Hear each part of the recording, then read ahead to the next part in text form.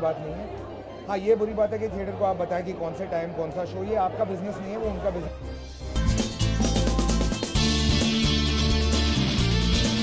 ये मूवी सिर्फ धर्म के बारे में नहीं है। ये मूवी एक पर्सनल इंडिविजुअल के बारे में, उसकी आइडेंटिटी क्राइसिस के बारे में। तो ये ज़रूरी नहीं है कि आप इसको धर्म के हिसाब से इंटरप्रेट करें।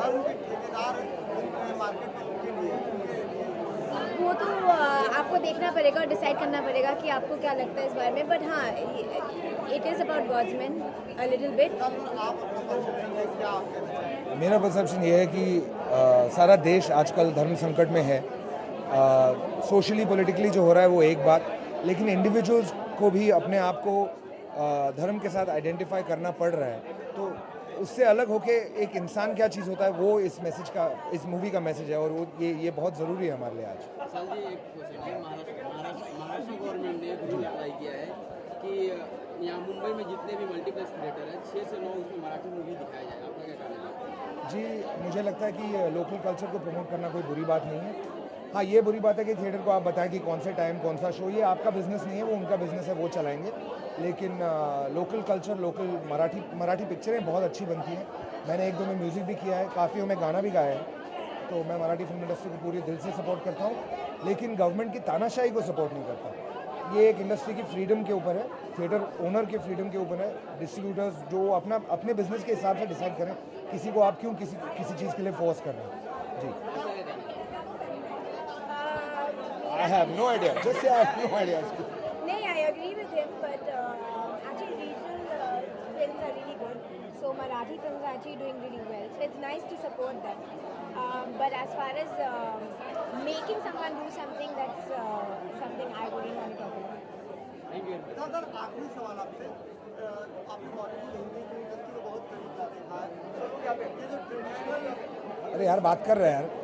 फिल्म मेकर यशराज चोपड़ा हो गए, तो ट्रेडिशनल, उनके अलावा बाहर से कुछ लोग आते हैं, अनुराग कश्यप जैसे, विशाल भारद्वाज जैसे, वो एक अच्छा निर्माण बॉलीवुड इंडस्ट्री में, ये कितना मायने रखता है बॉलीवुड को? मैं आपका क्वेश्चन ही नहीं समझा, लेकिन मैं ये कहना चाहूँगा कि सब अच्छे फिल्म बनाते हैं, चाहे वो ट्रेडिशनल बॉलीवुड प्रोड्यूसर्स हों। कोशिश सबकी यही रहती है कि अच्छी फिल्म बने। कोई ऐसा सुबह को उठ के बोलता है आज मैं गंदी पिक्चर बनाऊंगा, ऐसा तो नहीं होता ना। सबके मन में यही होता है कि अच्छी पिक्चर बनाएंगे, लोगों को पसंद आएगी, लोगों का मनोरंजन होगा। तो सबका मकसद वही है।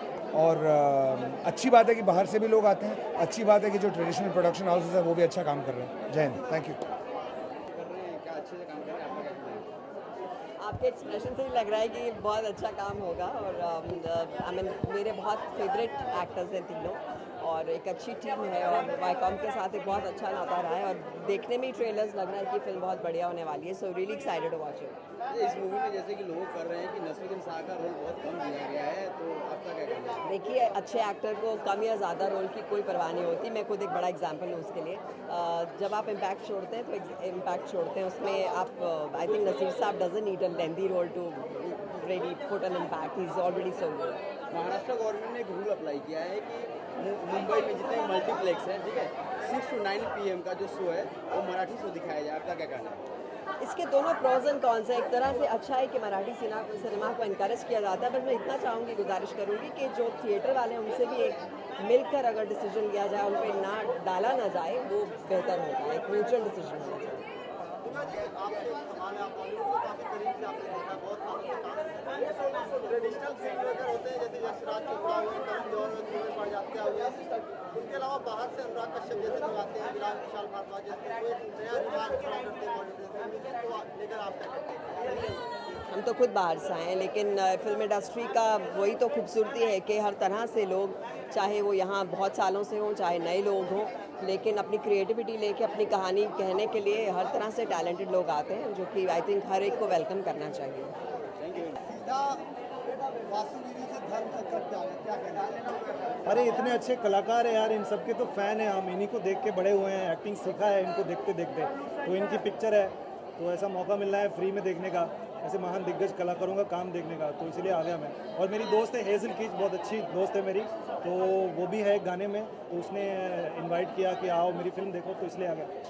आप अनुराग कश्यप को थोड़ा एक तरह से मैं कहूँगा कि है, तो मेरा एक सवाल है कि ट्रेडिशनल जो फिल्म मेकर थे जैसे यशराज हुए, करण जौहर टाइप के हुए, वो ट्रेडिशनल फिल्म मेकर है, और ये बाहर से अनुराग कश्यप जैसे लोग आते हैं, विशाल भारद्वाज जैसे लोग आते हैं, एक नया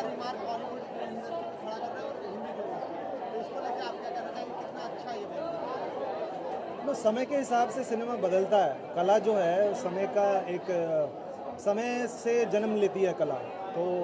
तो हर समय का एक अलग कलाकार होता है। तो आजकल के सिनेमा, मैं ये नहीं मानता हूँ कि जैसे ये यश जी थे और जैसे सुभाष जी थे, ये तो ट्रेडिशनल फिल्म मेकर है। उस समय के लिए उन्होंने भी वो एक यूनिक सी फिल्म मेकिंग कर रहे थे। और एक इंडस्ट्री जो आज हम जानते हैं जो है हमारी इंडस्ट्री, इतनी बड़ी इंडस्ट्री है, इसका नींव उन्होंने लगाया था। तो they are as important as the जो आगे चल के आ रहे हैं। और ऑब्वियसली समय के हिसाब से समय बदला, कहानियाँ बदली, हमारा जो आज का कल्चर है, जिस तरीके के हमें कहानियाँ पसंद आती हैं वो सब बदला, टेस्ट बदले। तो उसके हिसाब से फिल्म मेकिंग में भी बदलाव आया। जैसे राम गोपाल वर्मा जी ने वो बदलाव लाया, इंडस्ट्री को बदला। सत्या इतनी बड़ी हिट हुई थी, तो उसके बाद अनुराग जी आए, फिर विशाल जी और भी नए जैसे विजय नाम्बिया जैसे डायरेक्टर हैं। तो ये सब एक इस फिल्म को एक फॉरवर्ड डायरेक्शन में लेके जा रहे हैं। अच्छी बात है।